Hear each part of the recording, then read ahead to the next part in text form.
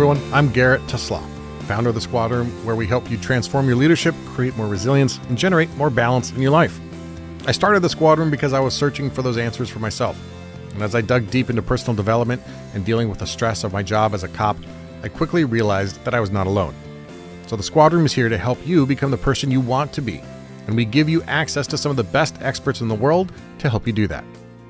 If you're new to the show, thanks for being here. And don't forget to follow or subscribe to the show so that you don't miss any of this valuable information that literally could change your life.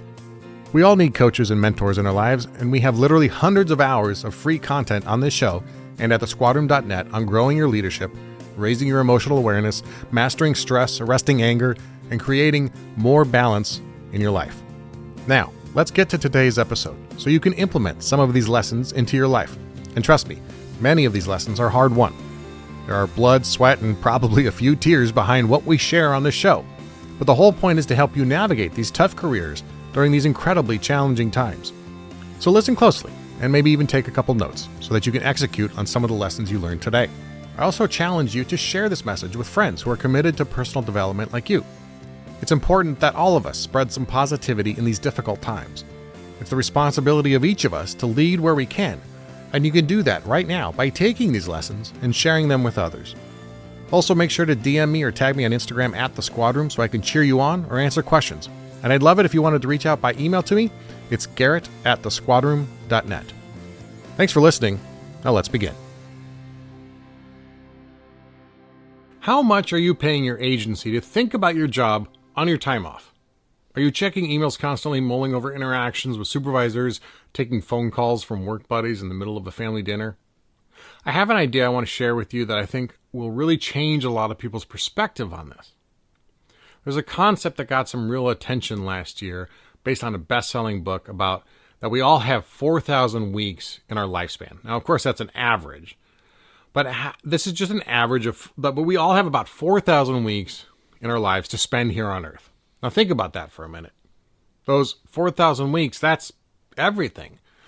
From being born to your first day of kindergarten, to moving out of your parents' house, to becoming an adult and maybe getting married, raising kids, maybe getting remarried, and raising someone else's kids. Your entire career, retirement, the old folks' home, death of a loved one, death of a spouse, and then eventually your own death.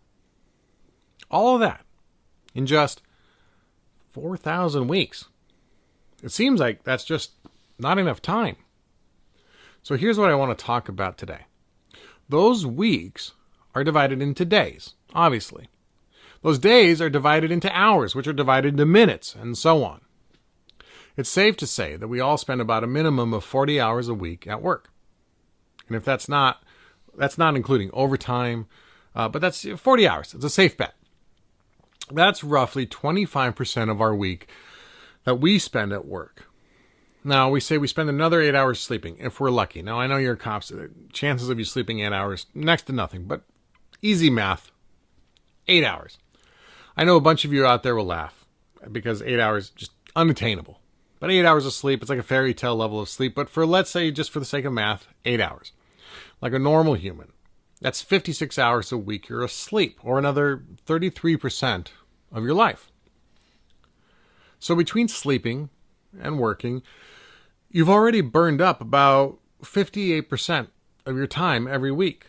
And we haven't even talked about the commute, or grocery shopping, or running the kids to Little League, or all the other little things that end up filling up our days. Now, think about it. How much of your time off duty do you spend engrossed in what's happening back at work? Really, think about it and be honest. How much time do you spend taking calls from work buddies to just talk shop, or listening to the gossip, or wanting to find out why the sirens are in your neighborhood, or checking your work email during dinner, or complaining to your spouse about what this boss or that boss did? Give it a percentage of your time. Whatever that percentage is, it's probably pretty shocking to you. It was to me. And you have to think about stuff like that. Now, think about that amount of time, that percentage that you just came up with as a dollar figure. The easiest way is to just take your hourly pay and do the math. Grab your pay stub if you don't know what you make by the hour, but do the math. So for example, if I make $50 an hour as a cop and I figure I spend about 4 hours a week engaged in these activities of giving attention to my work, I just paid my department $200 for the privilege of ruining my time. I just spent $200, $200 ruining my off-duty time. That's the mental expense of staying hooked into work when I'm off duty. I'm not suggesting that you just leave it at work, because that's a false belief. We can't just walk out the back door of the station and suddenly become a different person. Maybe we can for a little bit, but that's going to blow up on us before too soon. What I'm saying is we can create more intentionality and more balance about how much of our attention we give to our work when we aren't there. Because think about it. What you're giving up when you're allowing those work thoughts to dominate your mental space, when you're not actually there, present at home or with your friends. It results in ruined intimate relationships, missed connections with kids, isolation from friends and family, missed chances to reset our hypervigilance roller coaster, oxytocin, dopamine, serotonin from doing the things we enjoy. We get rid of those things. Higher risk of burnout and deepening causes of anxiety. Staying in hypervigilance and we're being more prone to anger and stress.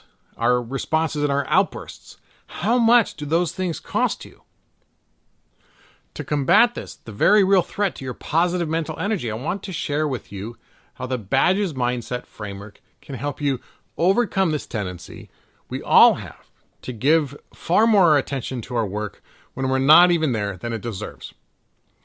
Now, Badges is a framework I came up with several years ago to help me through some challenging times, and I found it to be massively impactful as a tool to provoke a lot of insights into my own life, regardless of the topic. Badges, for those of you that aren't familiar, is an acronym, and, cops love a good acronym, for beliefs, actions, discipline, goals, emotions, and service. That's beliefs, actions, discipline, goals, emotions, and service. So here is how this idea of 4,000 weeks relates to your badges. Beliefs. Why do you believe you need to be connected to work at all times? Is this true or not? Is this a fear of missing out? Understand that crime fighting will happen with or without you. You're going to miss out. You don't need to be in the know all the time, and that's okay. Our actions. What actions do I need to take that let work, or what actions do I take that let work dominate my off-duty time? What actions can I change or implement to take back control of my off-duty time? Discipline. What discipline do I need to make these changes? What actions can I make habits as part of my discipline? What do I fear it says about my discipline if I don't stay connected 24/7? Is that true? If that's what you think is true about yourself, ask yourself, well, how can I be certain that's true, that I have to stay connected 24/7? That's that idea, is it true? That's a fantastic quote from this fantastic person, Byron Katie, who wrote a great book called The 4 Questions, and I want to give full credit to her there. All right, G, goals. What are your career goals? Are those related to why you're staying hooked with work? If not, can you discard them? What are your goals with your family and your off-duty time? Do you give those goals the same attention you do as your career goals? Does that need to change? Ask yourself, who do I want to be? Also, in goal setting, we often miss a key component, which is to set our intentions as well. What do we intend to have happen behind accomplishing our goals? When we enter a situation, whether it's knocking on the door of a DV call or coming in our own front door at the end of the day, we need to set an intention. This drives our behavior towards that goal because we intend to act in a certain way. Each entrance through that door is different because of the intention we have behind that act. So really focus on your intentions. E, for emotions. What emotions come up when you think about distancing yourself from work?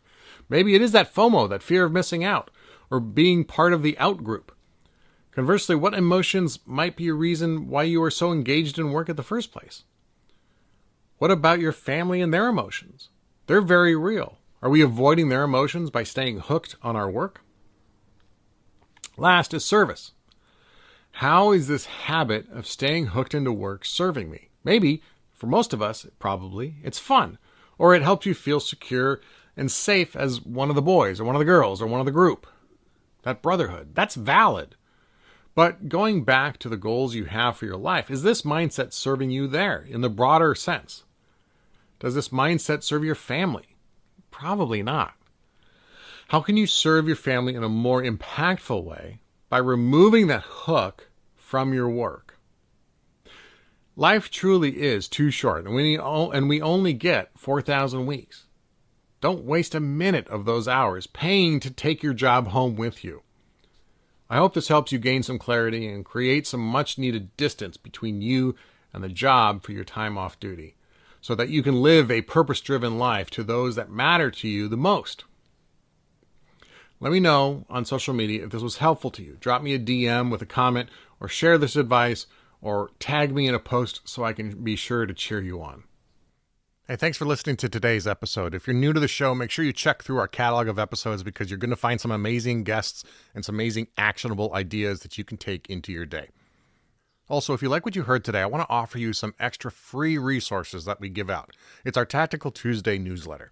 Every Tuesday, I bring you a few tactics, tips, and strategies to help you succeed in the week ahead. It may be a book I want to share, gear I found useful, an inspiring quote to think about, or anything else I think you'd like. To sign up for the Tactical Tuesdays email list, you can visit thesquadroom.net/Tactical Tuesdays, or just text your email address and your first name to 805-364-2331. That's 805-364-2331. Those text messages actually come straight to me. It's not some big conglomerate where they steal all your information. We won't spam you and we won't sell your information. If you didn't catch the phone number, you can check the show notes for that there. But thank you for being with us today. Please share this episode. Please integrate what you've learned here. Please tag me on social media to let me know what is useful. Tag me with some questions, and let's engage in a conversation. And let's make this a better career and a better environment and a better world for all of us. Until next time, take care of each other and stay safe.